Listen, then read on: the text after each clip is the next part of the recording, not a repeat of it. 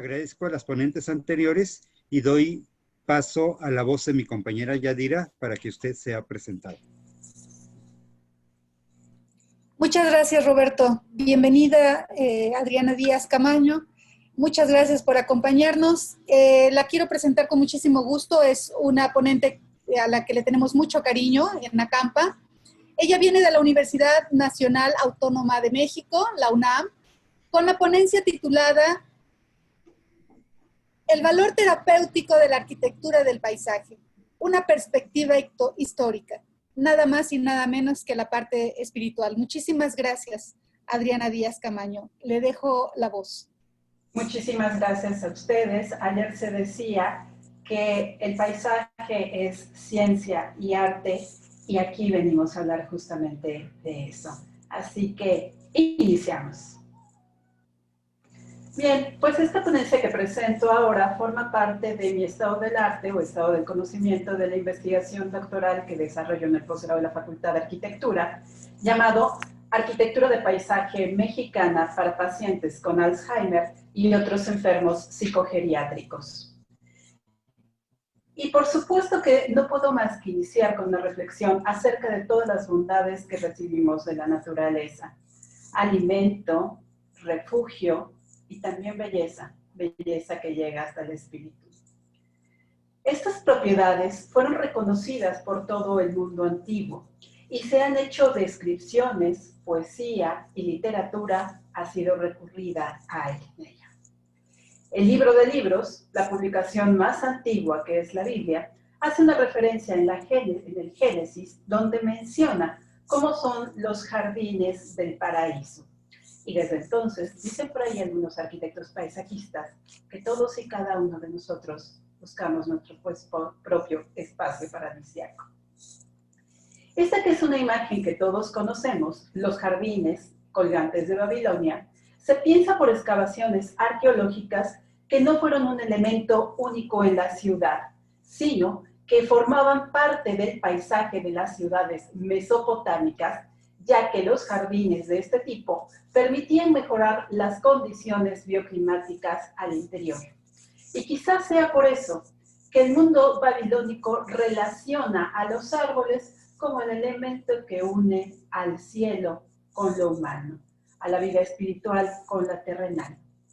Por su parte, el mundo egipcio va a ver en muchas de las plantas una serie de representaciones de su vida religiosa. Y esta maravilla que es la flor de loto representa la resurrección, pero además la resurrección limpia, ya que es una planta que pese a nacer en pantanos se mantiene siempre limpia y además gratifica con un aroma exquisito. Quizá era por eso que funcionaba como parte de sus ritos religiosos funerarios y quizá también por esto que sea designada dentro de su arquitectura con las columnas lotiformes. El mundo grecorromano, nuestro antecedente cultural más importante en la parte sociocultural, va a ser también un gran llamamiento hacia el disfrute, pero también el respeto de la naturaleza. Se decía que cualquier persona que fuera un ciudadano de bien debía de cumplir con 3 paseos o 3 visitas: al oráculo de Delfos, al monte del Olimpo y a la isla de Kos, que tienen ustedes aquí imagen, en donde se recibía un tratamiento para la salud a la orilla del mar, en una especie de lo que ahora llamaríamos clínicas. Es justamente de esta isla de donde proviene el célebre Galeno, quien es conocido porque a sus alumnos les daba clase bajo un árbol como este, que son los sicomoros, y se supone que en este rincón. Recordemos también que para el mundo griego nacen los paseos peripatéticos que formaban parte de la academia aristotélica. Y es Aristóteles quien forma a Alejandro Magno a la orilla del mar. El mundo mesoamericano, desde luego, que también tiene una importante participación y deleite de la naturaleza. Hay numerosas deidades representadas en la vegetación y en el agua, Y cómo negarle un lugar especial a esta flor que ustedes ven en pantalla, que es el árbol de la manita o Macpalxochitl, Quiratodendron pentadactylum, cuyo nombre científico hasta esto es bonito. Y si hablamos de belleza del mundo prehispánico, ¿cómo no mencionar a la flor de mayo o plumeria rubra, que formaba parte de los árboles ceremoniales del mundo prehispánico? Y no me quiero imaginar al gran constructor, poeta, ingeniero civil y militar, el célebre Netzahualcóyotl, escribiendo algunas de sus más bellas poesías desde los baños de Tezcutzingo, que aquí tienen ustedes representados por obra del maestro José María Velasco. Imaginen que al lado de estas plantas aromáticas podía tener esta extraordinaria panorámica de lo que eran los lagos. Hoy quiero ahora hacer referencia, y especialmente por nuestros amigos sudamericanos, del mundo inca. El mundo inca también supo apreciar y cuidar la belleza de la escenografía espectacular como Machu Picchu. Voy a hacer ahora un cambio en el contexto y retomaré la parte europea, porque de aquí vienen muchos de nuestros símbolos y se forjan justamente en la época medieval. Esta época medieval que representa 10 años de inestabilidad, pero que hacia el siglo IX de nuestra era, el célebre Carlomagno logra imponer un orden militar en Europa y a partir de esto se reactiva la economía. Y Carlomagno, una de las características que tenía es que era un devoto admirador de los jardines, con particular atención a las rosas. El mentor espiritual Walfrid Strabo deja descripciones de parte de los jardines y menciona aquí la pulcritud y el cuidado y el esmero con los que estos se diseñaban. Y como les he mencionado anteriormente, es la rosa la gran protagonista. La rosa, además de ser una planta con propiedades medicinales, para la Iglesia Católica representa el corazón de la Virgen María. Así que cada vez que regalen o reciban una rosa, están representando o están recibiendo el amor incondicional como lo hizo la Virgen María por Cristo. Los jardines medievales, por supuesto que eran espacios predominantemente encargados de contener especies aromáticas, especies para la producción de la cocina y, desde luego, especies para el mundo de la herbolaria. Otro de los célebres flores que se va a utilizar y se va a recuperar para el Renacimiento y la época moderna será la flor de lis, que representará a las cortes borbónicas, ya que representa la pureza de espíritu y el valor. Esta es una imagen que he querido incorporar retomando lo que eran los conventos y monasterios de la época medieval, ya que, como ustedes saben, era donde predominaba todo el cuidado de los valores culturales. Se dice que eran el gran ejemplo de los espacios sostenibles, ya que ahí se desarrollaba todo y se aprovechaba todo. Ustedes están viendo en esta imagen una imagen de los restos de la abadía de Wiesenberg, al norte de Alemania, los cuales eran cuidados y guiados por una célebre teóloga, música y poeta de la Iglesia, la abadesa Hildegard von Bingen, quien solía decir que los enfermos que se atendieran en ese hospital debían de ser aseados y tener a la vista los jardines, unos jardines cuidados que obsequiaran al olfato, que dieran grandes y agradables motivos a la vista y que atrajeran el coro de aves para acariciar el oído. Esta descripción es del siglo XII de nuestra era. Paralelamente, y hacia Francia, Saint Bernard de Clairvaux, que es el padre de la orden de los cistercienses, desarrollará aquí, en el convento de Cluny, lo que se conoce como las órdenes que van a reformar la arquitectura religiosa medieval y que hasta nuestros días llegarán. Y por supuesto que uno de los elementos que hay que considerar en todo esto es que los hospitales atendían tanto enfermos como ancianos o personas en situación de calle, y ellos estaban conscientes de que a todos había que alegrarles el ánimo.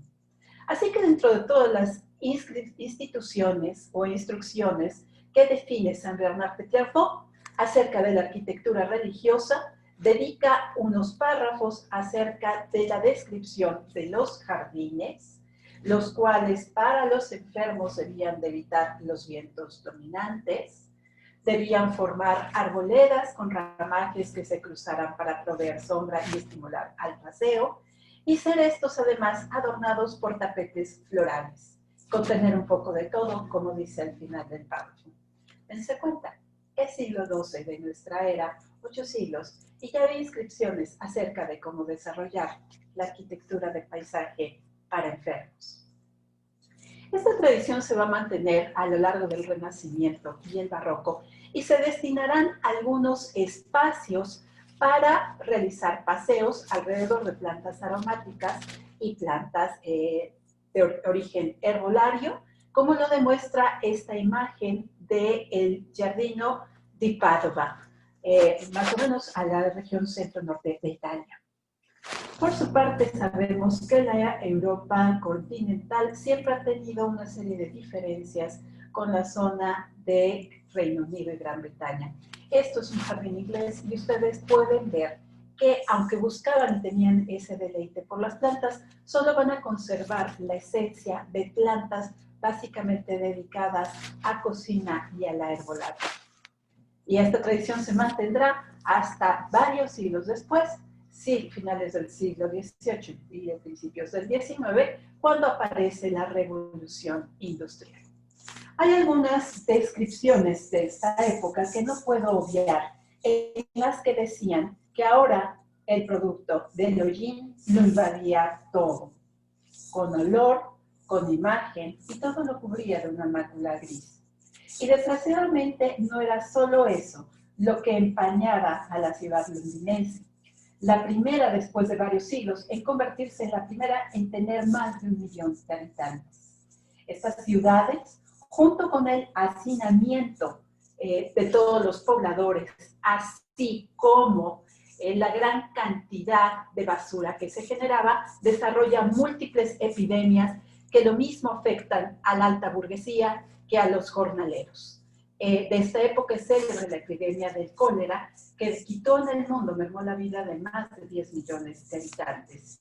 Y es a raíz de esto que surge un grupo de urbanistas comandados o dirigidos por médicos que con la teoría de Higia se conoce como el higienismo. Y esto va a modificar las estructuras medievales europeas para dar tránsito a la ciudad moderna.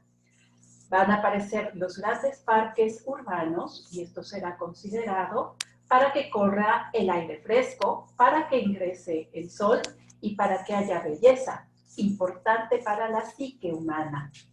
Esto es Hyde Park, en el centro de Londres, que se constituye gracias a la herencia de muchos de los aristócratas que abandonan sus palacios ante las epidemias y lo donan para parques y paseos públicos.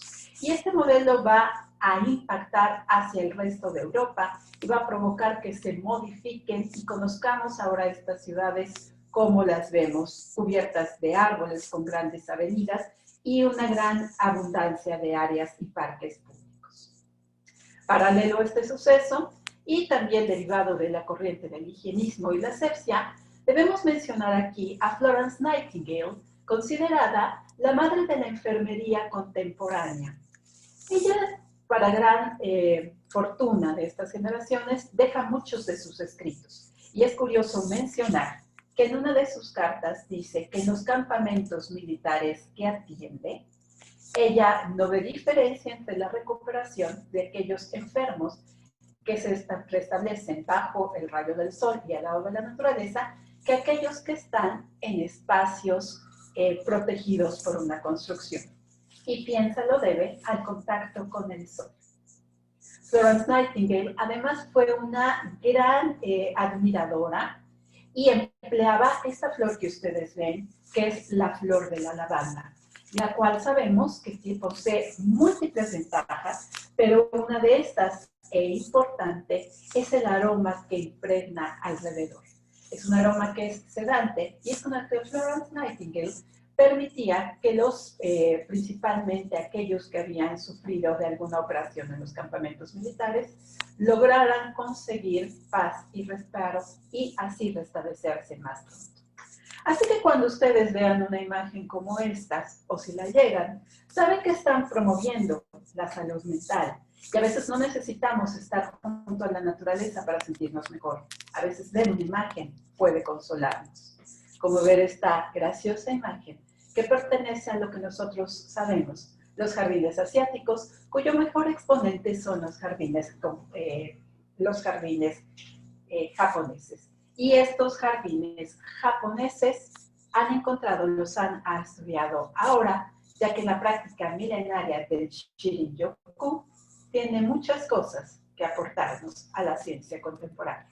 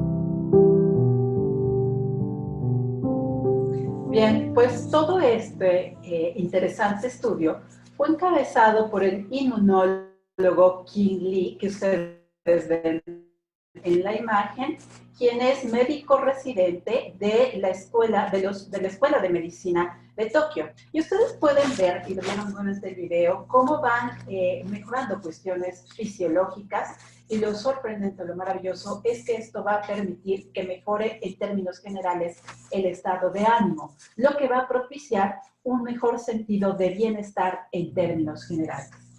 Este estudio se desarrolló a lo largo de 9 años en el que participaron distintas escuelas e institutos de Japón, y todos ellos coincidieron en que a medida en que estamos en contacto con la naturaleza, aumenta la hemoglobina, que es uno de los elementos que va a detonar que nuestro sistema inmunológico mejore. Igualmente va a disminuir el cortisol. Esto es importante porque tanto el cortisol como la adrenalina son las hormonas que van asociadas al estrés. Pero ojo, además el cortisol va asociado al sobrepeso, así que si lo perdemos, de paso vamos ganando otros puntos. Igualmente, se pasó la imagen, disminuye cuestiones de presión sistólica, que es la que está relacionada directamente con los infartos. Estos estudios originalmente iniciaron con pruebas de sangre, medición de presión sanguínea, frecuencia cardíaca, más tarde pruebas de sangre que estudiaron a pacientes diabéticos, y hallaron que quienes toman un paseo de bosque no menor a 45 minutos les disminuye la glucosa. Y años más tarde lo ratificaron con la gracia de las tomografías cerebrales, y pudieron darse cuenta que en términos generales disminuye cuestiones que tienen que ver con estrés, y esto mejora el ánimo, y con esto mejoramos la calidad de vida. Quizá por eso sea no extraño pensar en este proverbio chino que dice que quien quiere ser feliz toda tu vida, cultiva la jardinería. Y cómo no, si ver solo una imagen como esta nos agrada a todos los sentidos.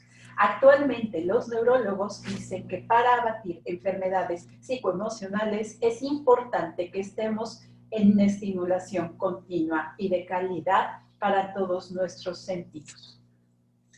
Esto se puede explicar por la hipótesis de la biofilia, que es establecida por el doctor Edward Philson, entomólogo, quien a lo largo de toda su vida profesional y habiendo hecho investigaciones en ecosistemas de los distintos 5 continentes del mundo, pudo decir, junto con otros amigos y colaboradores, que el hombre tiene una necesidad intrínseca de estar en contacto con la naturaleza y que si estuvimos presentes en el momento en el que nuestro refugio eran los árboles, nuestro alimento, nuestro ámbito seguro, pues seguramente por una cuestión de psicoevolucionismo tengamos necesidad de regresar a este ámbito.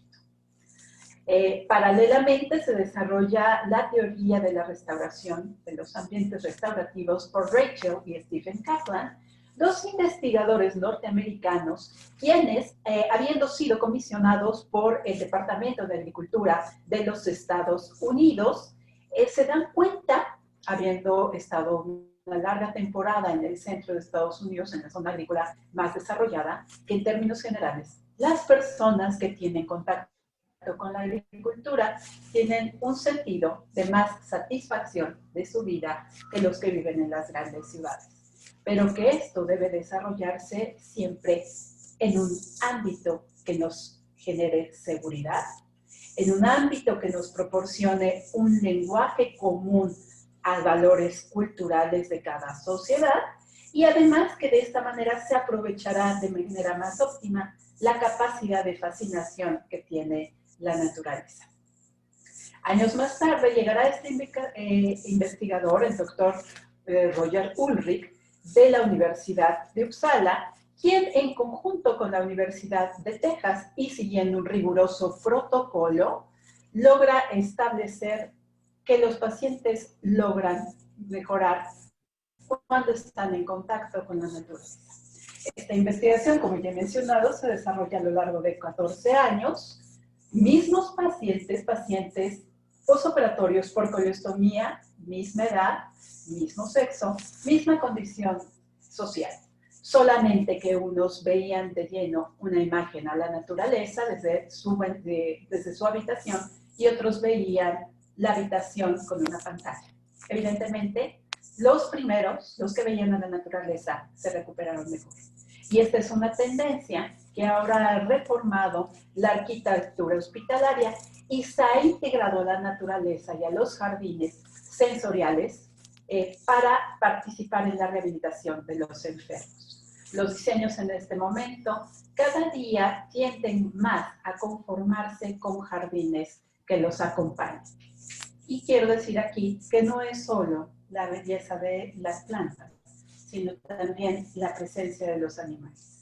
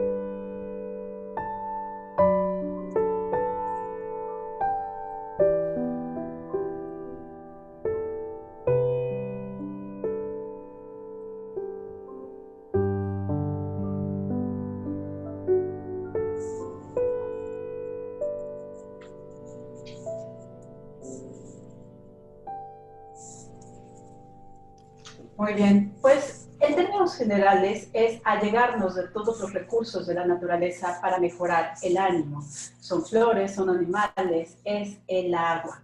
Y esto es un ejemplo que han logrado retomar de manera magistral en Ospedale dell'Angelo, en Venecia, obra del arquitecto Emilio Ambas y del arquitecto Gennaro Schettino en Italia, en el cual han conformado una entidad que funciona bioclimáticamente a través de la orientación, han utilizado la vegetación también para reforzar la bioclimática y desde luego de manera magistral han utilizado plantas tropicales para desarrollar un jardín en el que pasean construir la sustentabilidad. A partir del 2010, en el año de Copenhague, se dijo que para hablar de sustentabilidad hay que involucrar factores de democracia, factores incluyentes, factores culturales, pero además pensando siempre en el bienestar del individuo. Así que la arquitectura sustentable, además de cumplir con premisas ambientales y socioeconómicas, debe de cumplir ahora con propiciar el bienestar de los usuarios. Y esto se ha desarrollado, ha tomado un gran auge en distintos tipos de arquitectura.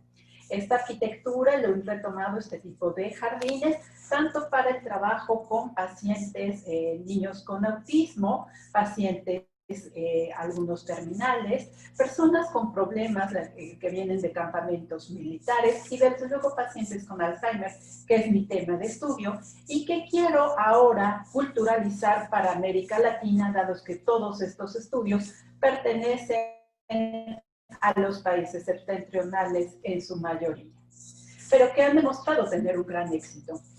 Investigaciones, datos del Instituto Internacional de la Biofilia acercan que afirman que aquellos hospitales que tienen este tipo de jardines, los pacientes se recuperan no solo en la mitad del tiempo, sino que representan un gasto económico mucho menor del presupuestado y esto les conviene a todos los gobiernos y a todos nosotros. Así que ahora hablar de permacultura, además, es hablar, por supuesto, de sustentabilidad, como más de uno ha mencionado aquí, pero de bienestar. El tener contacto con la naturaleza a través de hortalizas genera un gran elemento de salud mental. Y cuando hablamos de salud mental, recordemos que casi el 50% de la población mundial padece algún rasgo de depresión o ansiedad y las enfermedades demenciales van en aumento en el mundo entero. Hablar además de permacultura no es algo que debe de resultar nuevo. Esta es una imagen actual de los jardines de Victoria en Minneapolis y existen desde la Segunda Guerra Mundial. Y fueron dispuestos en este parque público como un espacio para el establecimiento de un huerto, el que produjera conservas y frutos almibarados para todos los familiares en los campamentos de la Segunda Guerra Mundial. Lo mismo sucedió, y hay una investigación muy interesante de las trincheras en la Primera Guerra Mundial, que hay cartas, esto es la trinchera francesa, en la que dice que ante el desazón y el desánimo de la guerra, cultivar el campo les permitía establecer un momento de paz y esperanza. Quizás sea por eso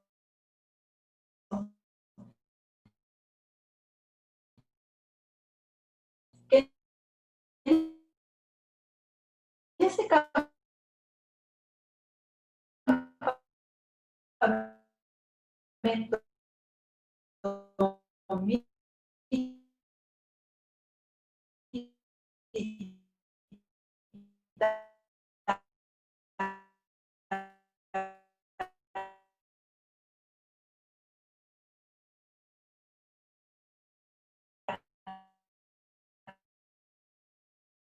inglés de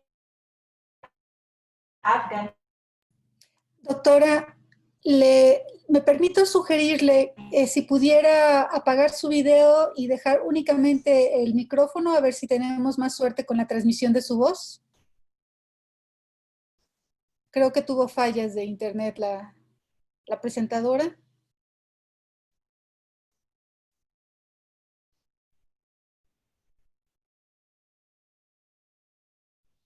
Tu micrófono, Roberto. De hecho, se nos desapareció de la pantalla. Sí, creo que fue inestabilidad en su internet. Me está enviando un WhatsApp diciendo que afortunadamente vimos casi todo. También parece que tuvo inconveniente con el sonido de sus videos y le hicimos una exhortación a que si quizá en lugar de cerrar con los videos de la campa, como lo hicimos el día de ayer, después de las conclusiones, podamos presenciarlos ella para poderlos disfrutar con todo y sonido. Buena idea. Si Yadira estás de acuerdo, quizá en tanto ella reaparece, podamos abrir espacio a las conclusiones y las preguntas que pudiéramos hacerle a ella, se las haríamos en esa sesión, si están de acuerdo.